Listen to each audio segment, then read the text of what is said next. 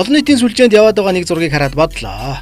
Мөнгөтэй л бол алтан гац зэрэг нь юу ч биш юм байна гэж. Баячуудын эрх банд нар төрийн шагналаар зугаацах цаг ирсэн юм болов уу? Би хувьдаа л энэ хоёр бацаан Монгол улсад юу хийж гэгүүлснийг нь түүж мэдэхгүй юм байна. Харин юу хийж яаж манаргаж явдгийг бол мэднэ. Номтой эргэхтэл арх уусан агсан тавьсан хутга шүүг гаргасан хүн зодсон хүүхэн өчнөсөн хориотой ан хийсэн гэх мэтэр муу муухай гэмт хэрэг болгонтой холбогдож явдаг этгээд.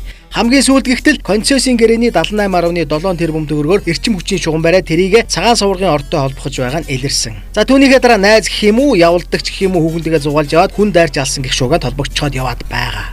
Ийм л хүн төрийн шагналаар ингэрээ цолчход малигаа зогсож байх юм. Жохом юуны төлөө тэр билээ гэж бодоод олохгүй байна. Одоогоос 3 жилийн өмнө Монгол улс тусгаар тогтнолоо сэргээ мандасны 103 жилийн ойгоор олгосон шагнал юм билээ л дээ. Олгосон хүн нь Цахиагийн Элбэгд орж. Цагаан суврагын орд гэж маш том орд байсан. За. Монголын 3 дахь том алт цэсний орд. Энэ ордын хувийн компанид 2 жилийн өмнө өгсөн. Социализмын үед 8 сая долларын хөрөнгө оруулалт хийж энэ цагаан суврагын ордыг монголчууд илрүүлсэн юм байна. Нэг хувийн компанид хайгуулынхын төлбөрөөр өгч өгсөн. Өгсөн хүн хэмбэ гэдэг юм бэ? Цагаан суврагын ордыг гадаадын хөрөнгөний бирж дээр гаргах гатал зүгээр зарах гатал Монголын бүх хөрийг дарж дуусгах бүрэн боломжтой.